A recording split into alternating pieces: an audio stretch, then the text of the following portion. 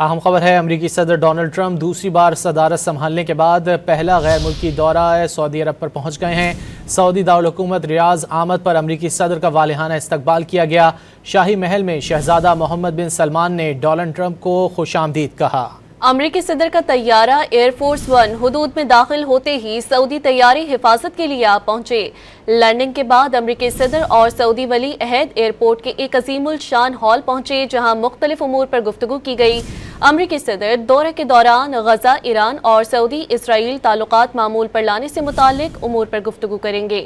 سعودی ولی عہد شہزادہ محمد بن سلمان صدر ٹرمپ کو آج باضابطہ عشائیہ دیں گے۔ دونوں ملکوں کے درمیان اہم دفاعی سمجھوتوں کا بھی امکان ہے۔ امریکی صدر ڈونلڈ ٹرمپ سعودی عرب کو $100 ارب مالیت کے دفاعی معاہدے کی پیشکش کر چکے ہیں۔ امریکی صدر کا طیارہ ایئر فورس ون حدود میں داخل ہوتے ہی سعودی طیارے حفاظت کے لیے پہنچے۔ لینڈنگ کے بعد امریکی صدر اور سعودی ولی عہد ایئرپورٹ کے ایک عظیم الشان ہال پہنچے، جہاں مختلف امور پر گفتگو کی گئی۔ امریکی صدر دورے کے دوران غزہ، ایران اور سعودی اسرائیل تعلقات معمول پر لانے سے متعلق امور پر گفتگو کریں گے۔ سعودی ولی عہد شہزادہ محمد بن سلمان صدر ٹرمپ کو آج باضابطہ عشائیہ دیں گے۔